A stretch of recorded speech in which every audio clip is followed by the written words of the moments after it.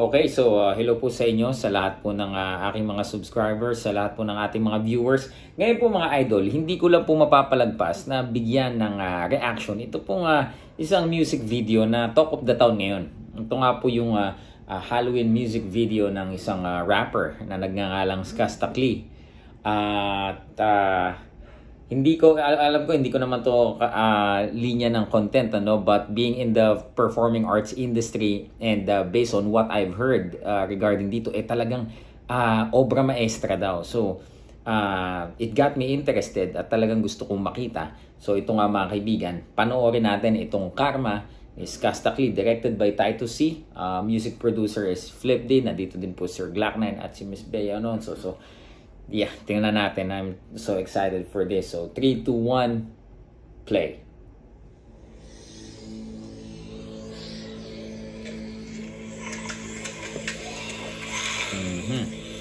Aba.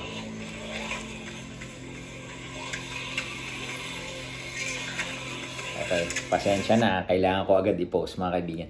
So mga kaibigan, ito, intro pa lang. Makikitaan mo na this is not just an ordinary music video na makikita mo. Nakita mo agad, umpisa pa lamang, meron agad, cinematic agad yung atake nila. Alam mong may kwento, alam mong you are in for something sa mga ganitong klaseng entrada, no? And ang lakas nung una, and we can sense that this is based on the, parang zombie apocalypse na tema. And of course, bagay na bagay dun nga sa nakalipas na Halloween. Sige, panoorin po natin.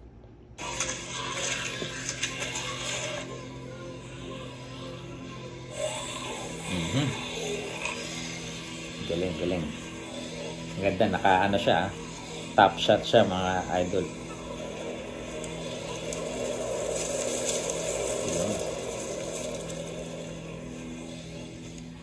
Karma. Damn. Huwag kang magkakamali. Iwanan ako muli. Subukan mong saktan. Damn. If I'm not mistaken, ang director nito si Titus C. Hindi ko alam kung ano yung neto, background ni Titus C mga idol. Kung ano ba siya, filmmaker ba siya? Kung ma-appreciate mo talaga yung mga gawa niya. When he partnered with Skastakli, I think the first one was yung dance video. Makita mo talaga yung artistry nandun. Hindi lang siya basta-basta music video na yung artist magi-emote sa harap ng camera, papakiligin yung mga audience, yung mga fans. Hindi makikita mo dito quality nung gawa. Of course, I had to commend kung sino man na nag-choreograph dito sa umpisa pa lang wala pang gaanong sayaw ako nakikita, but being in the performing arts industry, ma-appreciate mo yung ganitong quality. So, ito ding mga dancers niya, hindi sila kumuha ng mga dancers na putyo-putyo lang, Ito ay mga highly skilled dancer. The way they move talagang malinis. At maganda yung blockings nila. Yung pagkakalagay nila sa kanilang mga positions. Kung sino man nag-choreograph din ito, malupit din at alam ang kanilang ginagawa. Lightings.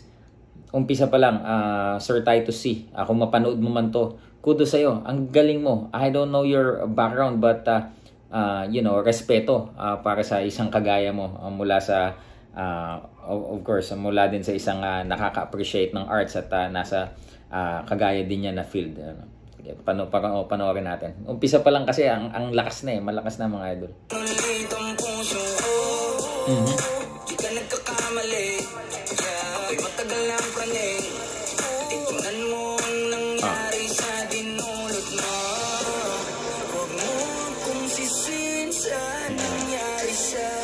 As I stated, we have to give credit to the dancers and whoever choreographed this yung sayaw na ito. And wag din natin kalimutan, kudos to you Skastakli, because the fact na inaral mo yung steps and nakita din talaga na you can move, you can dance, you can sing, of course, you can dance, you can rap, and then you can write songs. Respeto sa'yo, because knowing kung ano yung pinanggalingan mo, sabi mo nga wala kang formal training sa music, you started from the streets, gangsta rap, and then you can produce this kind of obra maestra. damn, salute sa'yo, Skasta Clino. Dahil ito yung mga klase ng obra na pag napanood ng kapwa mo artist, mapapahanga at mapaparespeto. Kudos sa'yo. Napakalupit sa lahat, sa sino man ng mga nasa likod nitong production nito, you're setting the bar up high na parang ano to no? Parang iminumulat mo yung mga kapwa mo nasa, although siya nagme-mainstream din siya, but he started sa sa underground, 'di ba? So parang ito parang sampal sa mainstream media na parang pag gumagawa ng music video yung pwede na sapat na. Pero this one, damn, I can say that pwede itong makipagsabayan sa labas. For real, for real.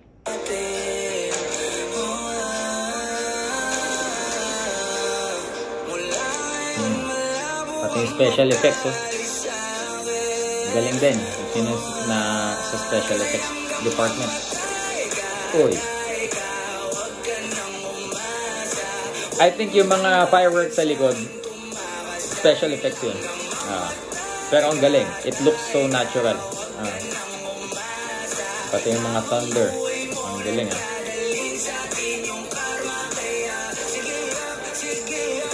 Galing.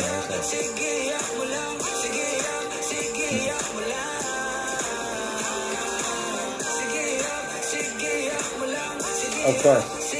Very catchy. First time mapakinggan, but para bagang naririnig mo na dati. Salute din sa musical producer ni Skasta Clee, si Sir Flip D. Magaling ka, sir. Grabe. Saktong-sakto at buti na lang nagkaroon sa mga landas ninyo. Isang magaling na music writer. He writes his own song. Itong si Daryl, si Skasta Clee. And then, nasamahan ng isang magaling na music producer na si Flip D at sinamahan ng isang magaling na director na si Titus C. Damn, you will see high quality artistry, mga idol. Ang magaling talaga to.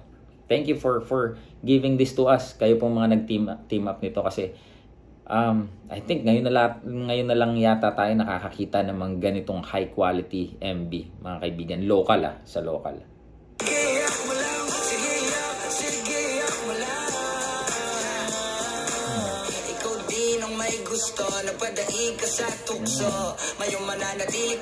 At marunong din umarte si Skasta Clee,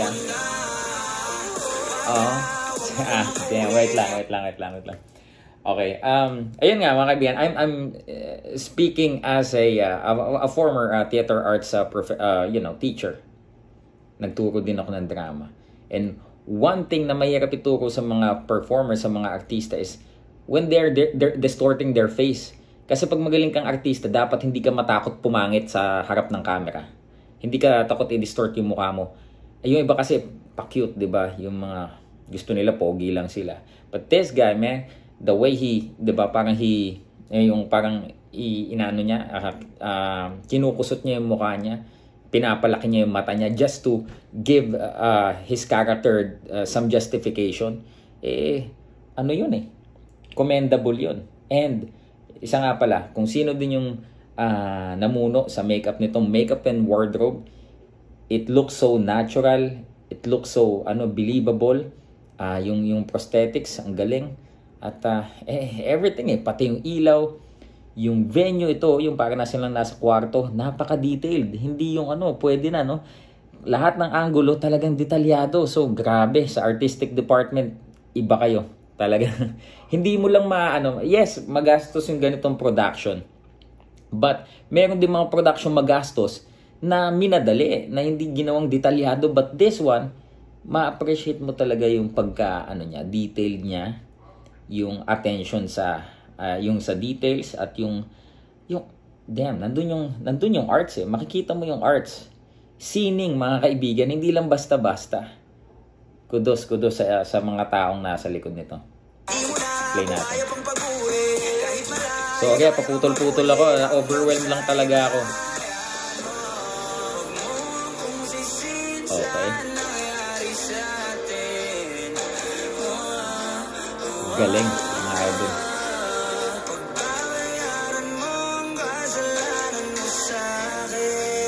Damn, look at that. Look at that face.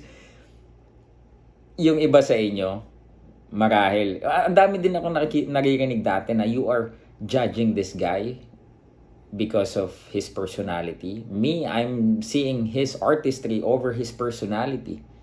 Mga idol, karespeto ang kanyang pagiging artist regardless of his kumbaga yung personal life niya. Ano grabe tong taong to, mga idol. You can sense the passion dun sa ginagawa niya. Hindi mo to magagawa yung ganyan. Kumbaga ano siya nakalakiin siya sa ginagawa niya kasi obra maestra niya din yun siya yung gumawa ng kanta and then that's the difference if ikaw yung nag-interpret nung sarili mong gawa. Yung iba kasi natin mga performers, mga artists, mga singers, they're singing yung mga songs na ginawa or sinulat ng ibang artist. But this guy, all of his songs, mostly siya yung nagsusulat. So, iba talaga yung delivery with heart, with passion. So, nothing but respect for this guy, mga idol. Yeah. Woo! Ang galing ng mga dancers. Ano ba grupo to?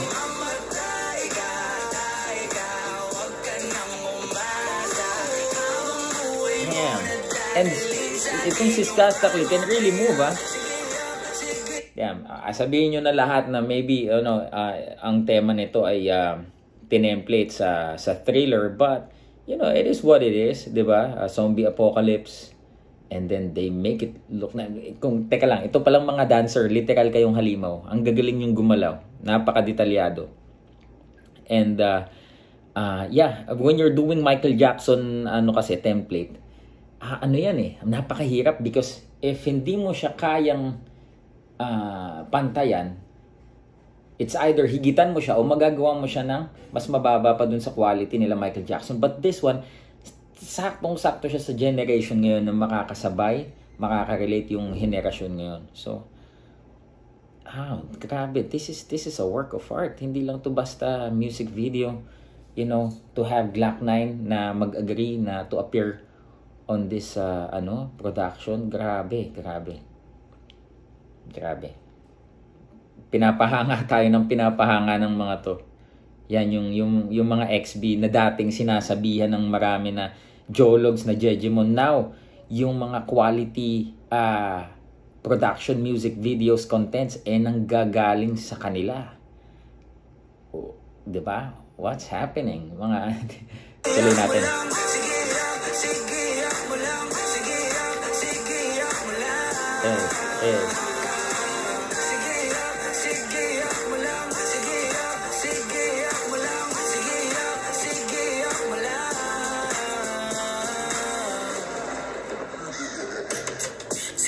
Ayan, Sir Glock-9.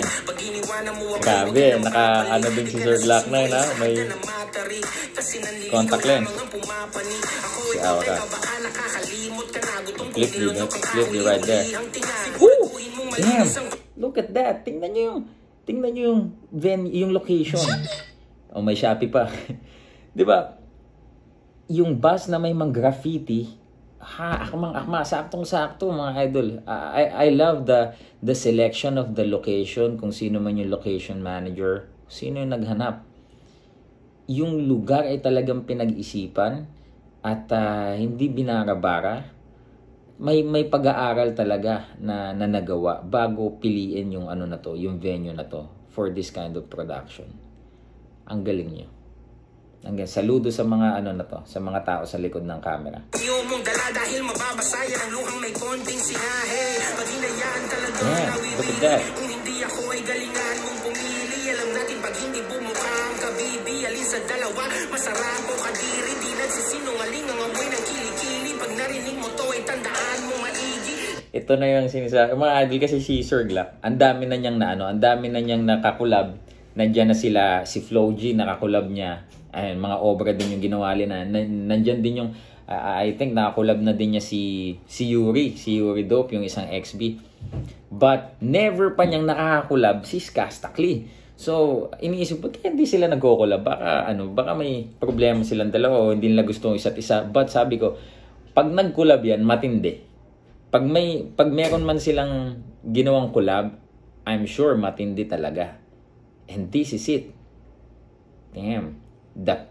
Hindi naman pa si Sir Glock 9 eh. Present pa din. The present and then the future. And then you have to give credit to this guy, Kastakli, regardless of his personal problems before. Nangingibabaw kasi sa akin yung artistry niya eh. Hindi mo maano yun eh. Hindi mo maikakaila.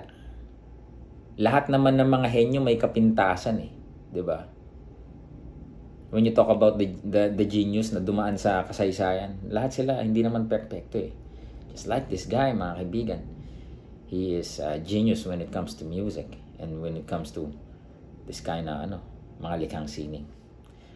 Let's go. Ang daming pinapakita ng MD na to. Grabe. Woo! Miss Bea Alonso. Damn. Wait lang. Nakikita niyo yung mga veteranong actress. Walang linya yun ha. Matahan lang kung tawagin sa amin sa teatro at sa sa acting. Matahan lang ang labanan. Kahit wala siyang script, mata lang. Mararamdaman mo na yung eksena. Ang galing, magaling na artista si Ma'am Bea. Walang dialogue but I don't know kung magkano ang bayad niya dito. I'm sure napakalaki din ang ginastos nila dito para kunin ang isang Bea Alonso na kahit walang dialogue eh. Umarte, matahan lang eh. Talagang ewan ko, siguro mababa na yung 1 million dyan o maybe 500 yung niya. But anyway, ang daming ino-offer ng prod na to, ibang klase. Trending na to, alam ko, but magpapalo to ng siguro mga ilang matagal na panahon dito sa sa music scene. Yan. Oh, may mga zombie dancers pa dun sa tangke. Galing. Galing. Woo!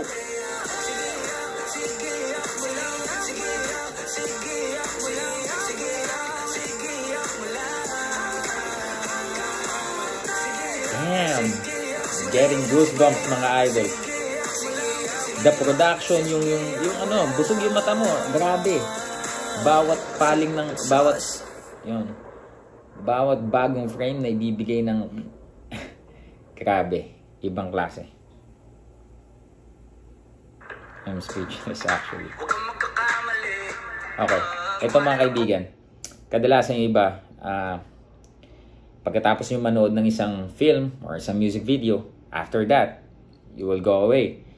Hindi nyo na nabibigyan ng pagkilala yung mga people behind. So sa amin, sa broadcasting at sa film, sa theater industry, inaantay po namin yung credits, yung mga lumalabas na pangalan at the end of the video kasi dun po namin makikilala sino ba yung mga magagaling na people behind this production. So, let's see.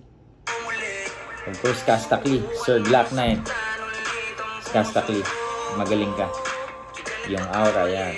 Miss Bea Alonso. Ayan na, producers, executive producers. Yan, si Daniel Philip D. Tuazon na napakahusay. Gumawa ng catchy beat. Daryl Ruiz Borja. Yan, si Kastakli yan. Yan, Flip D. Gusto makita, ito na. Directed by, sabi na nga ba Titus C. Balik natin ng konti. Sinasabi ko na nga ba. mahusay mga idol. Directed by Titus C nga, mga idol. Cinematographer ay si Benji Philip, stunt double, may stunt double pa pala. So, Sir Titus C, like I said, di ko alam kung anong background mo, kung galing ka ba sa film industry, nag-i-indie ka ba, but all I can say is that your artistry is superb. You're like the Gerald Tarog of music video industry. Sir, sana makaabot sa ito. Sir, hinahangaan kita. Ang galing mo, Sir Titus C. Ito yung ma-appreciate talaga ng mga kapwa mo artist. Kasi mahirap po yun, mga idol eh. Casual fans or yung mga regular fans will appreciate most of the time kung ano yung ginagawa mo as an artist. But napakahirap makuha yung respeto ng mga kapwa mo artist. But this kind of obra maestra, Sir Titus C, you just earn the respect of your co-artist in the artistic industry, mga idol. Galing. Mahusay ka, sir. Saludo. Yan. Special effects makeup. Ang galing din. Yung editor. Damn. Full production pala to. Grabe ah. Talent coordinate. Yan. Woo! Damn. Ito mga kaibigan.